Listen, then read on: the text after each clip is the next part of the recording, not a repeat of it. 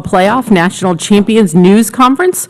We are joined today by University of Georgia head coach Kirby Smart, offensive player of the game Stetson Bennett, and defensive player of the game Lewis Sign. We will begin today's news conference with opening remarks from Coach Smart, and then we will open it up for questions. When you're ready. I'd first like to thank our fan base. I think I start every post game with that, but they were just incredible. They came out and represented the university really well. I thought they impacted the game, helped us pass rush with the crowd noise. And then on to the players. You know, this is a really special group. Didn't really start sinking in for me personally until last night, seeing the families of the young men who we spent so much time in their homes. Seeing Devontae Wyatt, a kid from Towers in Atlanta that has come so far and meant so much to this place. And just seeing all those kids, it really hit home and got pretty emotional for me. Watching those guys celebrate with their families, which is what it's really all about. And then these two guys, pretty special too. So we're honored to be here. Very appreciative of the CFP. The city of Indianapolis has done an incredible job. I had a brief pit stop in Indy where I stayed about 3 or 4 months and got cut, and I don't remember much about the place, but and didn't get to see much of it for the last 3 or 4 days other than it's cold. But they've been a great host city. They've done a tremendous job of taking care of our team and a first-class event. Thank you, Coach. We'll open it up for questions. Again, as a reminder, give us your name and affiliation. We're going to start right up here in the middle on our right.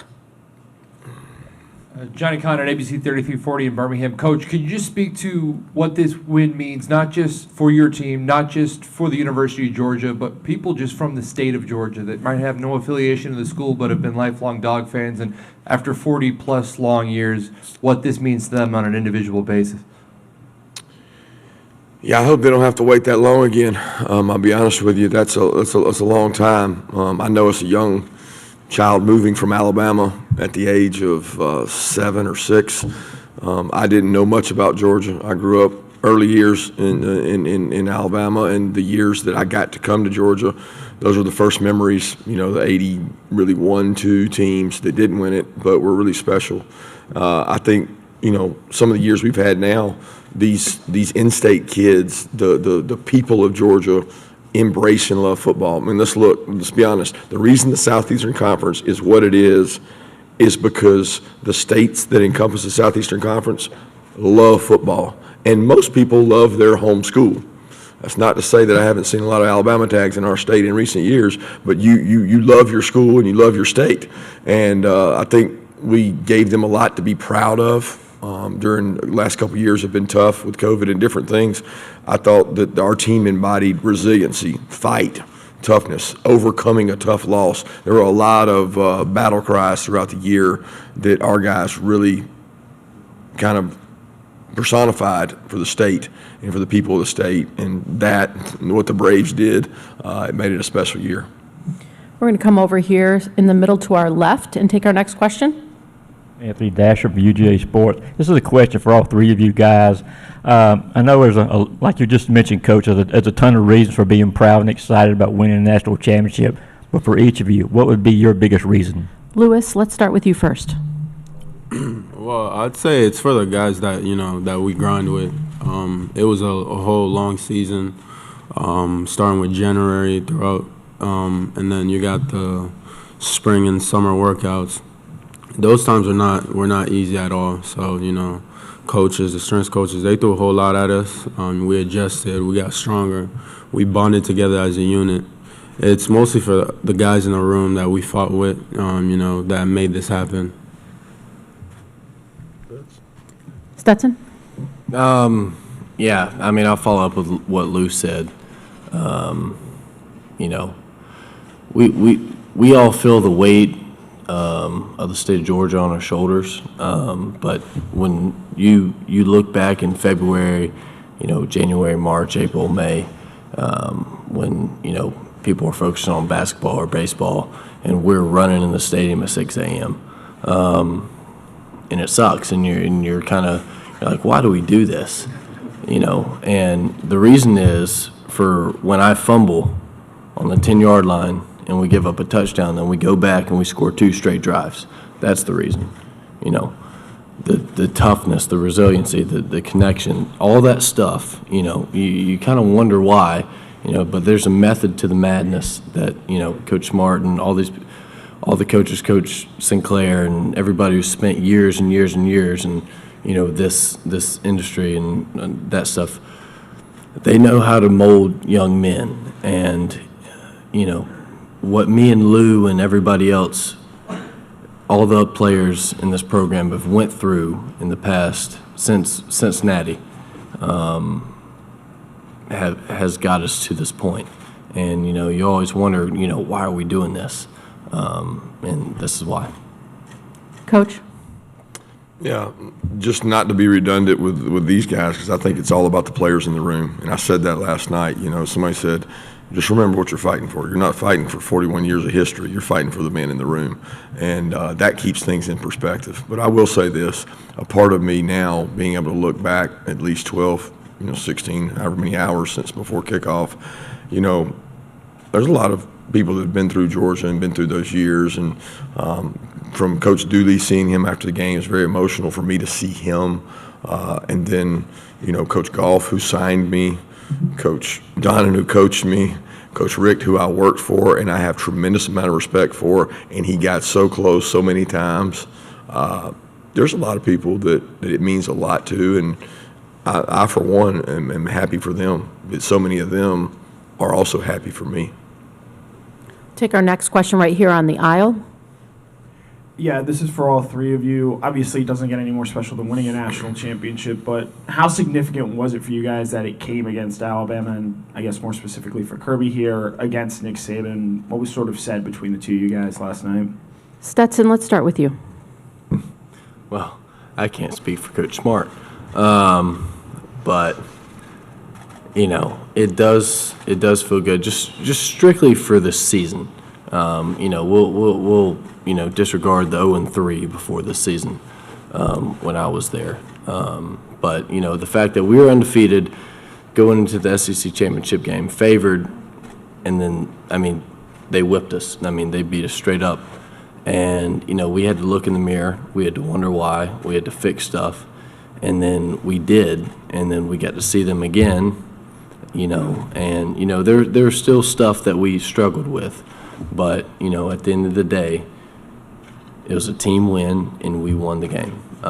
So, at the end of the day, it's the national championship. Does it matter who it's against? No, not to me. Not really. Lewis? Of course, we're well aware it was Bama. Bama's a world-class caliber team, and I can't really talk for Coach Smart with him and Nick Saban, but we knew that Bama's always been at the top, and to beat the team at the top is really something surreal. It's something that goes down in history and something that I remember forever. And Coach? Yeah, I think Stetson probably said the part, like the fact we got a rematch, it would have left a pretty poor taste in our mouth if we had to go through somebody else. If we'd beaten them the first time, then it wouldn't have felt as bad. And we'd had an SEC championship, which I always argue is hard to get. It's a national championship. I promise you it is, because our league is so tough. But tremendous respect for what they do. They have been, let's be honest, they have been the measuring stick. And I was a part of it for 9 years and saw it. And I know the preparation that goes into national championship games.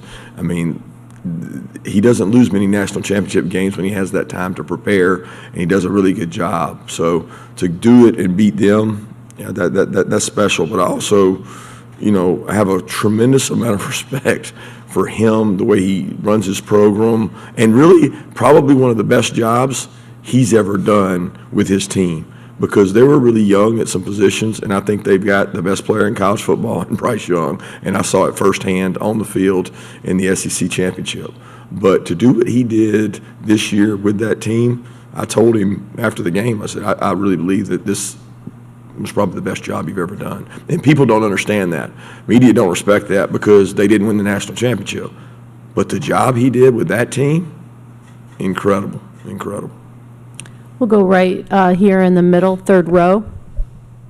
Yeah, for Kirby and Chip Towers, Atlanta Journal-Constitution. Kirby and any players, if you want to weigh in on this, I just wonder, it was so late getting out of there, and what time you got back to the hotel, if any of you had any sleep, and can you give an idea of what the celebration was like once you were able to get out of there and get all together?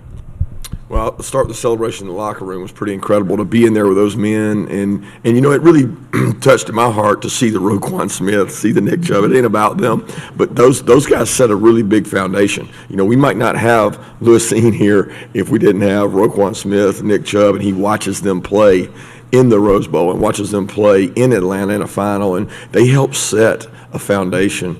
So that celebration in the locker room was, first of all, special. And then getting back to the hotel was wild and crazy at the hotel. And then, seeing the pictures of Athens, that really moved me to see the number of people on the streets downtown. You just don't know the impact that it has. That part was special. And then, I didn't get to bed till probably 3:30 or 4, and then back up early. All right, we'll take our next question over here to our far right. Hey, Coach, Zach Klein, WSB Channel 2 in Atlanta. This program has never won 14 games. You accomplished that. 13 of the 14 wins coming by more than 15 points. When you look back in 10, 15 years on this team, do you think it will be considered one of the greatest? Greatest Georgia teams? Yes.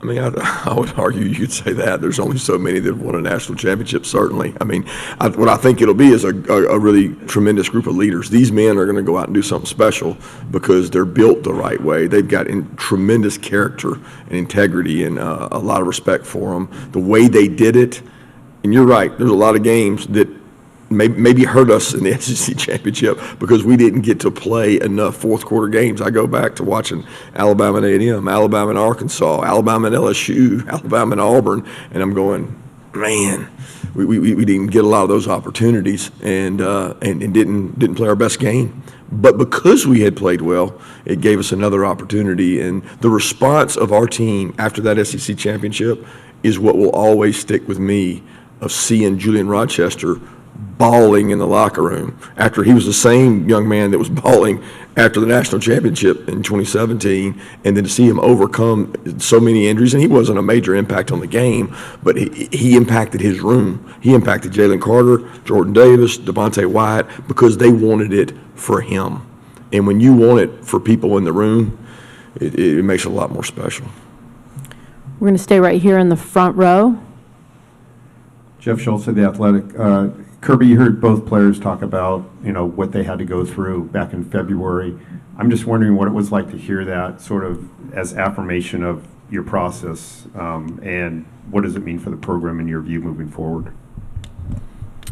Well, first question, I think one of our mentors, advisors came and gave a little, I know these guys could probably tell you, it was a very moving speech the day before the game when we have our team meeting to kind of get mentally ready.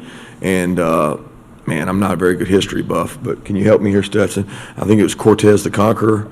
He used a history lesson, and he talked about the training of his army to go conquer, I guess it was Mexico. Is that right? You're supposed to be smarter than me now. You guys, Aztec Empire.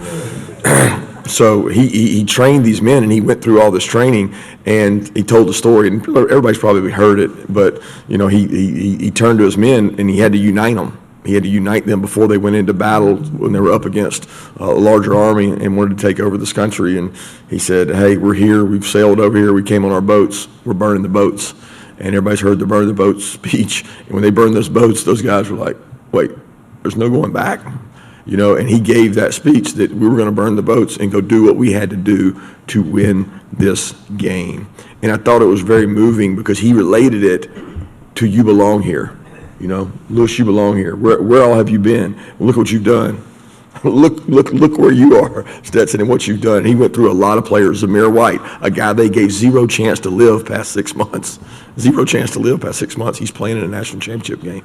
James Cook, lost, his father and didn't get to play in a bowl game last year. Devontae Wyatt, the road he's taken him. He went through every guy, but he did a tremendous job messaging to the players that you belong here, and he validated it by saying they had 169 workouts, 110 runs. He went through how many practices we had. He went through every step, and the players were sitting there going, ooh. And there was one workout in particular in the summer where Coach Sinclair took them at, 6 a.m.? And did a really hard lift. Coaches weren't there. Really hard lift. And they also ran to the stadium, and they had to run 15 stadiums. And they played video of that workout all week while we were in Athens. And I thought it was very touching and moving that Drew related back to that, and you're ready and you're prepared. But the validation I get from hearing those guys talk about those workouts has got to carry over to the next group, because the wind blows a lot stronger at the top, and I've seen it. I don't know that our team, our roster that's coming back, is prepared for what they're about to see, because there's a sense of entitlement. There's a sense of the disease that has always crept in at Georgia is there is a huge anointment and entitlement that can affect your program. And so now it turns for us to another attention of what we got to do to keep it going. We're going to stay right over here in front row. Front row, right. Kirby Ivan Mazel on 3. Congratulations. You have taken, people have looked at your career and said, how come he hasn't won a national championship yet? And yet 6 years is pretty fast in the grand scheme of things if you look at history. Do you feel like this was on time? Do you feel like it took you too long? What do you think? Well, if you'd told me I was second 26 in overtime, I would have thought it took too long. I mean, there's a distinct advantage when you're in that position, and we weren't able to capitalize, and you can't do it. But I mean, you take Alabama out of it. I think we've had the best team in the country probably 2 or 3 times, but the best team in the country doesn't win the national championship every year. The team that plays the best does. One of our most talented teams outside of this one was probably the one that lost in the SEC championship.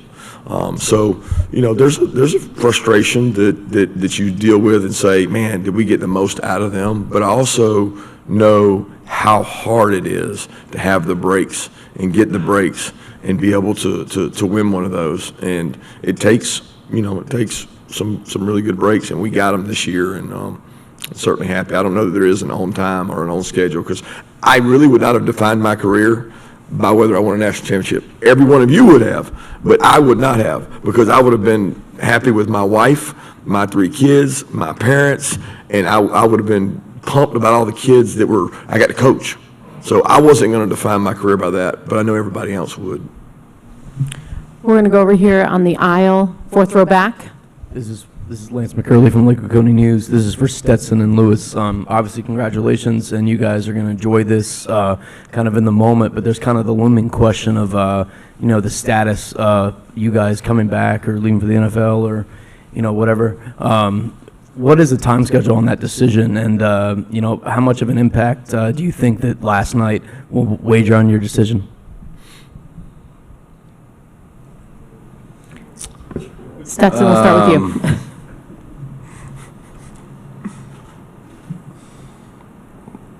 We'll wait a second on that one for me. Oh, well, for me, I'm just soaking this in for the moment and enjoying the time with everyone, because I know some of the older guys won't be back. And last night's game, I gave it my all for them, because I knew it would be their last.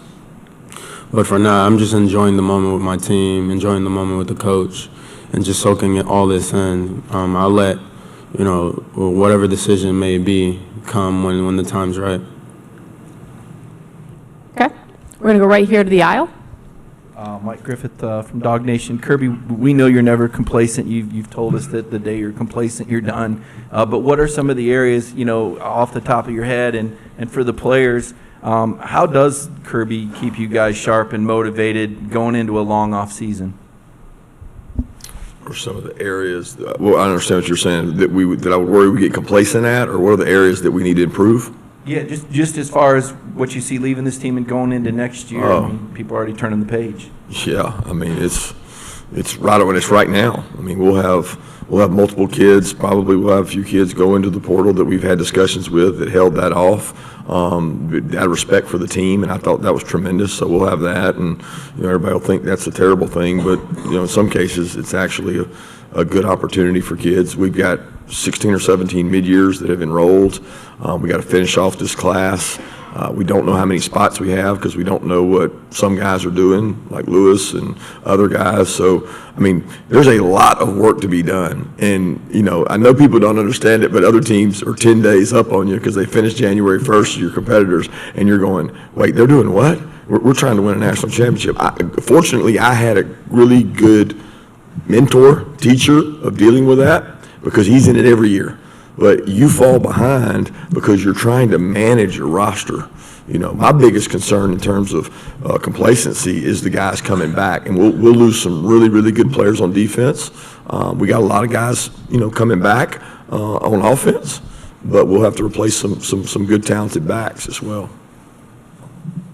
We're going to go next over here, front row, our far left.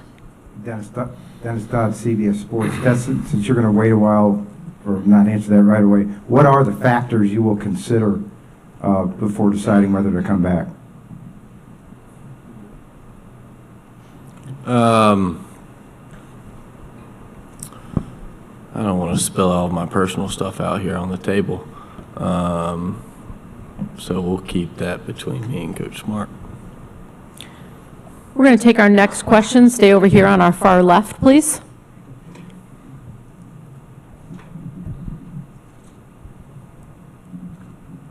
Can I ask both, Steve Hummer from the Atlanta Journal-Constitution, could I ask both players, what was the best part of last night after the game was over for you guys personally?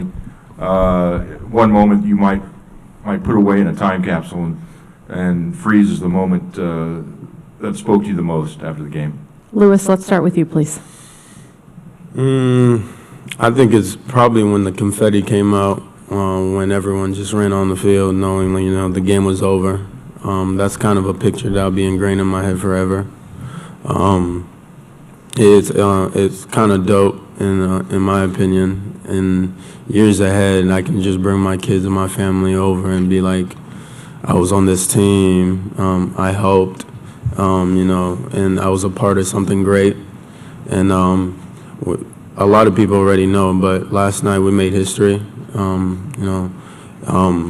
Coach, the opportunity the chance that we got to win, and the person we did it for, Coach Smart, he sacrificed a lot for us. He sacrificed a lot for his family, and we didn't want anything more than to win it all for him. Stetson?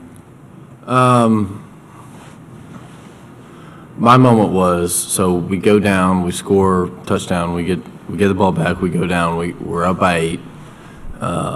They get the ball back, and I'm walking the sideline, and I'm telling everybody on the offense, everybody's pumped up. We just scored, threw a touchdown to Brock, everybody's pumped up, and I'm telling everybody, hey, listen, be ready for 2-minute drive to win a national championship.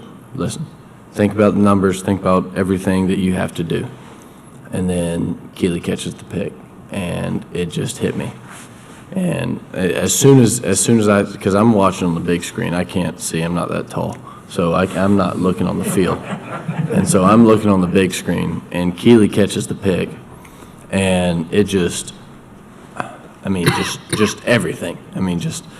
I can't describe the feeling. I tried not to put, the, Bulldog Nation on my shoulders because I can't carry that weight. But when Keely caught that pick, and I didn't even see him score a touchdown, I just saw him catch the pick, and I was like, it just lifted off my shoulders. I just started crying. The emotion just came over me. It was probably a little bit it was a little too early because, football's crazy, but that was when it all hit me. The wave of emotion, I can't describe it. I wasn't expecting it. It caught me off guard. But that was when it set in. We're going to go right here in the middle, second row, for our next question.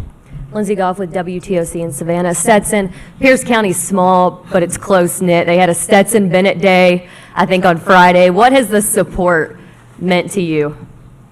Yeah, well, I didn't even know there was a Stetson Bennett Day because I've been, I hadn't been texting people back. I hadn't been calling people. I hadn't been talking to anybody for like 2 weeks because I had a pretty big game to prepare for. But people were telling me there was videos going around Stetson Bennett Day, and I was like, what? But I guess everybody was excited for the national championship. But I love that small town. I mean, that's home. 912, Savannah, Nolan, everybody, Quay, I mean, just everybody from there. I mean, we've got so many people from 912. I mean, it's the best area code in Georgia, I mean, by far. But, especially, I mean, Blackshear, I think there's probably 4 red lights. But, it's just every small town, just like Coach Smart.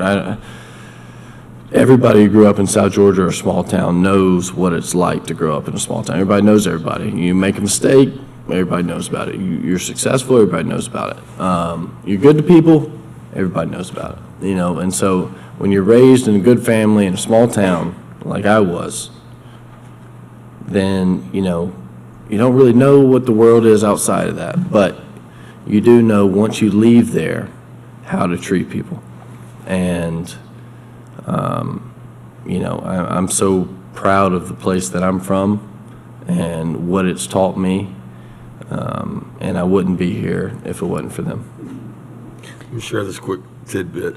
I tried really hard to help Stetson getting ready for the game with like defense and what's going on, and I had to ask him, could I screenshot something to him? Because I wasn't sure the flip phone would get a screenshot. And he said, no, Coach, it won't come through, but you can email me. I said, well, all I can do is screenshot, so we got a problem here. I can't email like you can. And so we had to end up just talking actually on the phone or in person because the screenshot wasn't going to work out for me. We'll take our next question right here in the middle section, slightly towards the back. Kirby, earlier, Lewis was talking about the sacrifices that you make with your family. You've got 3 small children. You spend a lot of time at the offices, a lot of time recruiting, etc. Does last night make it worth it? All the sacrifices that you've made. Well, I'll be honest with you. If things didn't go well last night, it's still worth it. It's worth it because of the relationships. I know that the title and the rings and the trophy means so much to so many at Georgia, but it's the relationships that I do it before. And when those stop happening, you lose your passion for it, and it's really, seeing these guys and seeing these guys go on and be successful and the joy I have of being around the players. And look, every bump we've had made that much better last night. Don't think for a second that if we had not been through what we'd been through with Alabama, would it have meant that much? Probably not quite the same. So the highs and lows, the ebbs and flows of life in general, of football, are what makes it what it is. But, my wife, Mary Beth, who's in the back of the room, and my kids make tremendous sacrifice. And I understand that's a huge part of it. Sometimes I wonder, did this happen? Did I get this job too early? Because I wanted to spend so much of my time with my kids and my family and raise them and be at all my kids' sports and because that's what my dad was. So that's what I've always wanted to do. And, I'm in the formative years and I'm gone a lot. And that hurts me and pains me because I want to bring them in and get them to see everything. But they're getting the age where they're going to be in high school next year, my twins, and then my Andrew is 9. So, and these guys have been so good to them that I feel like they're part of our family. And if they couldn't be up there all the time and we didn't have that kind of working environment, it wouldn't be as pleasurable for me to be the coach at Georgia. Come back down here, front row, over to our left. Dennis Dodd again. Stetson, I just want a reaction to this. I talked to Aaron Murray the week before the game, and he said, if Stetson wins this game, he'll go down as the greatest quarterback in Georgia history. I just wonder if you had a reaction to that. Well, all I know is in 2012, when we decided to go fastball and throw a fade, and Chris Conley caught that ball on the 3-yard line, I cried my eyes out. So, and then, the national championship was basically, ceremony after that. That was the national championship, the SEC was. Murray has 13,000 yards, 130-something touchdowns. You can't replace that. What he's done for this university, he's a nice guy, he's a great guy, he's a good friend of mine, and I appreciate that. But no, in my opinion, well, I'm not going to give who I think is the best, but... Good decision. You'll keep your friendship. I wouldn't put myself at the top of the list, all right? And I would put Murray in front of me. So that's what I would say. We have 3 last questions. We're going to start here in the middle, in the back. Alan Cole, Southern Community Newspapers. Kirby, you mentioned your parents earlier, and your dad was a successful high school football coach at both ends of the state for a long time. Do you hear from him at all around games like this or championships? And then B, what does a game like this and a win like this do for you when you go talk to high school coaches and you go around the state? First off, my dad does not say one word. He literally wants to impart zero knowledge. If it is, it's a dry quip. Like after we won the national championship at Alabama and shut whoever it was down, he shut them out, LSU, and he just said, at Bainbridge High School, if you had a shutout, the whole team got a chicken box. So he said, well, I'm gonna give you a chicken box for this one, and it's never like the advice you'd think somebody would give you. He just does not want to impart that. The part that I appreciate about him, he wants to be on the sideline because he doesn't want to hear what all the fans have to say and everybody else and all the bickering and complaining that he had to hear all his life. He's like, I just can't listen to all that. But he does not ever say anything, doesn't try to scheme or help or do anything. So I appreciate that because I get enough of that from everybody else in the world. But his relationship with me is special because he sacrificed a lot for our family, and he worked, to me, way harder than I do. Not the same kind of pressure, but he was just not home. He was always working. And there's a lot of great high school coaches in our state, and that's the reason we're on this podium today, is because I'm in a very, very fertile high school area. And the relationship, I bet I got 150 texts from high school coaches last night that were so happy that we did it for Georgia, because there's a lot of pride in the state of Georgia high school football. Look, Alabama had some good players last night from the state of Georgia out there playing.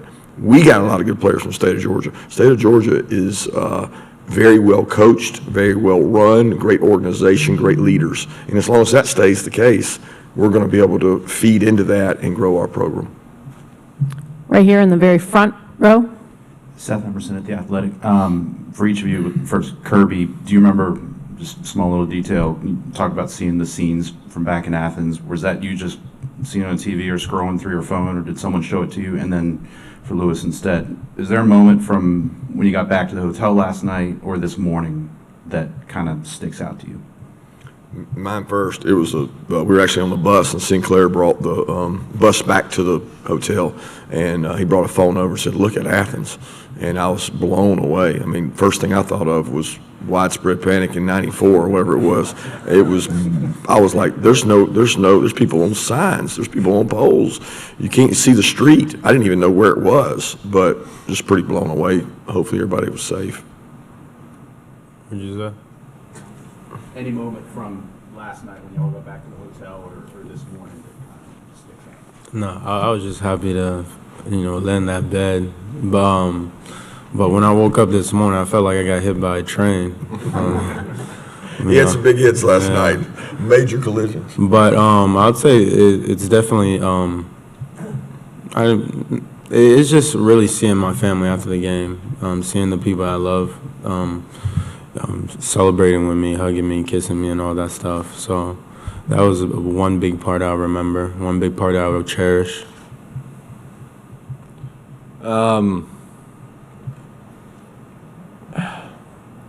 I planned a post-game celebration my senior year when we were playing the state championship in baseball, and we swept through the entire the entire playoffs, and then we lost. And so I don't do that anymore at all. At all. I had several texts throughout the week about what's going to happen, and I shut that down. I mean, it didn't matter who it was. It could have been, high school buddies. It could have been, former GCs at Coke. I don't do that. I don't plan for that. I don't do anything. But when we got back to the hotel and everybody was in there, and Lewis and Jacoby and, DK and, Zamir and Cook, and they were all around me. And we were just sitting there, and everybody's, just celebrating, having a good time. It's almost, because it's hard to transition from playing a game and then getting ready to play another game. It's almost like that weight was lifted off. And that there is not another game to prepare for after this. We won it all. So that was special. Right here in the middle, second row. Johnny Cotton, ABC 3340 Birmingham. This is for Coach Kirby Smart. Obviously, the pain of 2nd and 26, that happened, that lives, but does winning this game last night numb some of that pain? When you see that highlight, will say, hey, we got him back a few years later?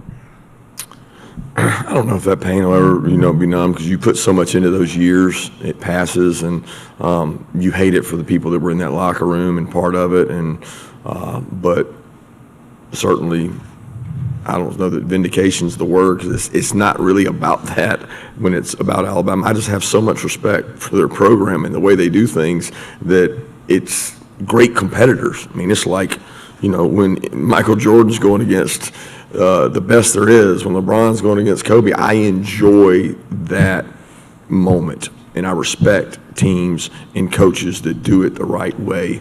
And those two teams last night were Titans clashing, going at it. I mean, the physical nature of that game in the fourth quarter, so proud of our team, because there were people that doubted our conditioning level. They doubted that we could finish in the fourth quarter, and the Alabama games of the past didn't help with that.